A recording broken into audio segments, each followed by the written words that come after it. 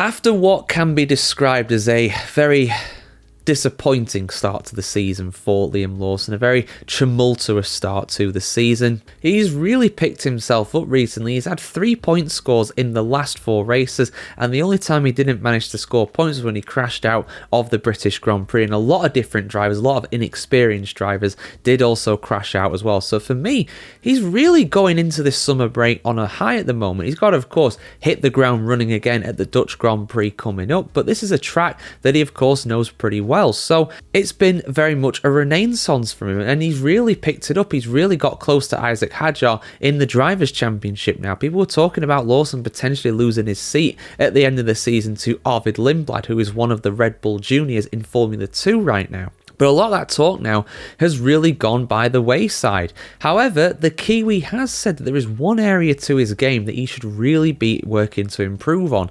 What is that? What has he had to say? And what does he reckon about the prospects for the rest of his season? I got the full story for you here, guys, as always. So those that have been watching Liam Lawson very closely will know that he's been very impressive during the Grand Prix, but his Saturdays, according to him at least, have not quite been as good. He said, quote, if he was to pick one area to improve on in Formula 1, it would be qualifying.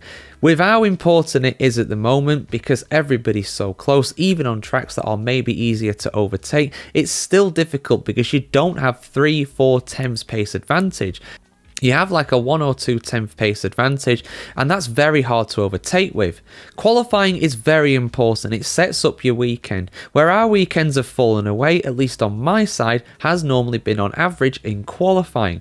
Where our weekends have been strong, it's when we qualify well. Such as Monaco, of course, he got points there as well, and qualifying is very important around that track, of course. That's the main target, just extract everything, making sure that we have the car in the best place going into qualifying, and then for me to get everything out of it and do a better job. Of course, we did break a record at the Hungarian Grand Prix last time out, right before the summer break. It was the closest ever top 10 in terms of time gap, just over half a second between 1st and 10th place in qualifying. So qualifying right now in Formula 1 is so close. Even for the all-conquering McLarens, they don't always get pole position again, like we saw at the Hungarian Grand Prix. Charles Leclerc got pole for that race, of course. And as well, he's been very optimistic about the last 10 races of the season that are coming up too, has Lawson. He said, and I quote, the speed's been there most of the year, and it's been nice that we're finally able to get a couple of good results.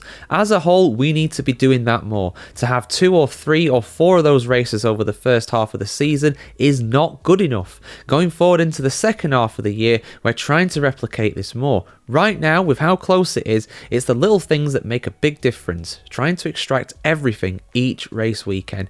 I like Lawson. I really do. And I think he's a credit really to his character, how he's picked himself up and dusted himself off and just got on with things at Racing Bulls, because the start to the season at Red Bull Racing was absolutely awful for him. He couldn't drive the car. Simple as that. He just couldn't drive the car. But he's proven again, he is a talented driver. We saw that at the RB car last year. They've changed names so many times as that Red Bull second team. I have to second guess myself every time I say it. I nearly said AlphaTauri, and he's drove one of them, of course, as well. So yeah, he's got a bit of experience now. He's driven every circuit in Formula 1 at least once, and he's obviously going to the Dutch Grand Prix this time around, where he did make his debut. I think was his debut in 2023 there, replacing Daniel Ricciardo. So he knows the track pretty well. I think he's going to do well there, and I think he's going to do impressively well in the second half of the season.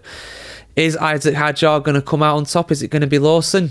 Get your thoughts in the comments below. I think it's going to be close, but my money personally would be on Lawson, because I think that experience will prove to be very, very key when it comes to who's going to come out on top, especially as Hadjar is going to a lot of tracks he's never driven before, and obviously never driven in Formula 1 before either. Like, share, comment, subscribe. As always, guys, if you want to see more like this, have a great day wherever in the world today, and we'll see you very soon.